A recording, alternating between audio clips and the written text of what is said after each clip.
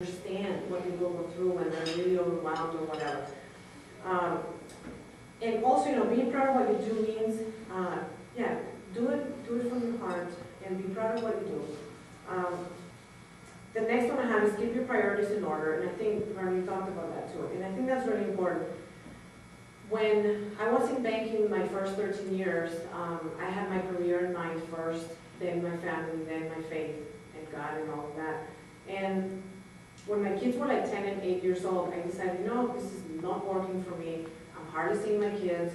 They were going to school in Latchkey. By the time we got home, it was almost 7 o'clock at night. We're all crabby and hungry and whatever.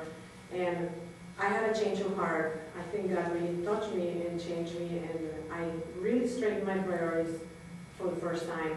I literally put my career down. I put God first, then my family, then my career, then everything else. And everything fell into place. I stopped working so many hours. I knew I was a branch manager at that time, and I knew that I had to step down from that job because I wanted to work part-time, like 36 hours or so. When you go from 50 or 55 to 36, to me that was full-time. Anyway, so we made some changes, and that's when I went to work for the church. I worked for a ministry for 5 years.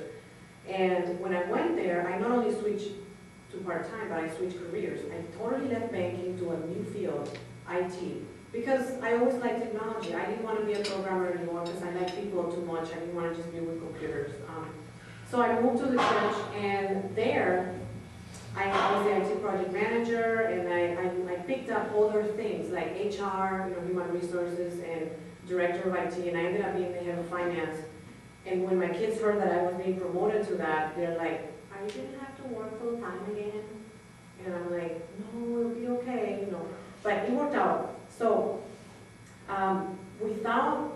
this is where when you put your priorities, God takes care of you. Because I did that, I picked up these other areas that I was missing, because when the time came to open the bank, I started with Dan. I couldn't have done the job that I did to establish the foundation and the infrastructure of a bank without all my previous experience. When I did this job, I had to pull from everything, from being a teller to the director of finance to the HR to IT. It's like, how do you start a bank? I have no idea. I've never done it before. But I remember sitting down and I'm like, okay, Lord, how do you start a bank? Okay. So then I bought Microsoft Project, and I started putting it all in different areas, and I had experience in all those areas that I was going to be in charge of. And because right now I oversee finance, HR, IT, and operations. And I had even been corporate secretary for the church, which I now was for the bank. So I even learned that. So it's like the Lord prepared me for all these things. And so that was that. Then next tip is don't ever take a job only because it pays well or for the money. Trust me, I learned the lesson. My example that I have is when I was at Marquette Bank, they sold that bank in 1993 to First Bank, which is now US Bank. And when they sold the bank, I was the only one from my department that had 2 jobs. The people that were selling the bank were starting a brand new one, and they had offered me a job there, and the people from First Bank had offered me a job there. And I'm like, shoot, I don't want to go to the big bank. I'm not a big bank type of person. And they gave me an offer letter or whatever with a bonus, whatever. And then I told my husband, like, what should I do? And he's like, make them a counter offer. Brilliant idea. They'll never say yes. I'm like, thank you, honey. But anyway, so I write down this letter, I want more salary, I want this much more bonus, whatever. They accept it. And I'm like, oh no, now I'm going to have to go and leave my friends behind. I thought the decision was going to be clear and easy. They're going to say no, and I get to stay with my friends, and I don't have to worry about it. Well, they said yes. I hated every day that I worked at that big bank, not because of the people, but because of the system. I am not a big bank person because I did make good friends, and I always like to clarify there are good people in every company. But my experience there, I lasted 5 months and 8 days. And I called my ex-boss, who is my boss now at the bank, and I'm like, I hate it here. And I was in my neighborhood, and I'm like, I hate it here. What do I do now? So he put me in contact with his boss, and I got a job at the new bank, but it was a different job, so now I was in private banking. So anyways, and I took a cut in pay as well. So I couldn't, you couldn't, what do they say, eat your cake and eat it too or something? Have your cake and eat it, one of those things. Anyways, so I took a cut and pay, and I'm like, I don't care, just get me out, please, and I went to the other bank. I loved it. I'm a small bank person, wearing a lot of hats, and that was my lesson. I'm like, okay, I get it. I'll never. Always look at the whole package. When you're offered a job, look at the environment, look at the type of company it is, what kind of potential for promotions do you have there? What other jobs could you do there that you would like to do? Besides, remember, you're just starting. Always think ahead. What can this job help me to do now going forward in the future? What are the foundational things that I'm learning now that I can do for the future? Okay? So that's your mission. Don't forget that when you start your first real job, that doesn't mean that you're going to do that forever. So it doesn't matter what it is. And then my last point is be thankful for everything that you have. All the gifts that you have, we all have different gifts. All the people that you have in your life, your family, your friends, nurture those relationships, nurture your friendship, because to me, friendships are like gold, and they are forever. When I have a new friend, they're in my forever friend thing, and I really believe that when God puts people in our path, it's for a purpose. And as a Christian, I take that responsibility seriously. I know that when I go to heaven, because I know I'm going, and God asks me, what did you do with that person that put in your life there during that season? What did you do with that? Did you share me? Did you share your life? Did you share your story? Did you bring them home? Whatever it is, I know, and I take that responsibility seriously.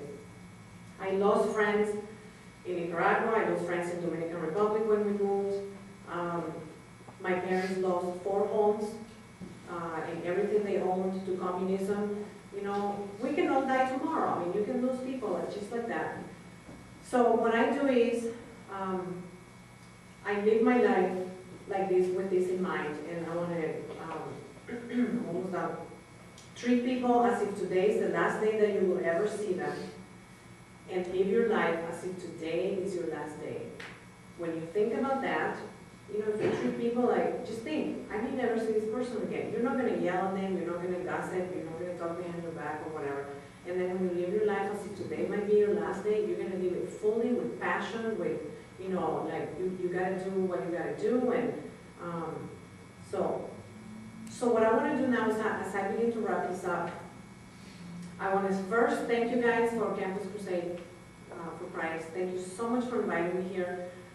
I really was looking forward to it because I love young people. I have a great relationship with my kids, and I just love to encourage you to be the best that you can be. Don't compare yourself to anybody. You're yourself, and I compete with myself only. There's people behind and in front and on the sides. I really don't care. Just go. You have your path. Discover what your path is. Ask God, why am I here? He has a purpose for each one of you guys. So just don't forget that, and go on your way, and don't take anything that you have or that you own for granted. When I walk around my house now, I really thank God for my house. I have a house. I'm like, wow, I live in a garage. Thank you. I have a house now. So it is a big deal when you think about it that way. I have a garage too, but and okay. So anyways, I think that it's great to be here and part of this forum. And in closing, I just want to, my hope is that this was a worthwhile investment of your time. And I'm so sorry that the other girls have to go. I really liked you guys. You guys are so awesome. You all remind me of my daughter. It's like, okay, I have 20, I have my goals here, So, but you heard Dan and Vern and myself will share with you, how the Lord works in our lives. And usually in a group like this, you have people that say, yeah, thanks, but no thanks. I'm not interested in whatever you're saying, And I appreciate that you paid attention to all of us, to our stories, listen to our stories. There's another group of people that say, sometimes, well, you got my interest and I want to know more, I have some questions.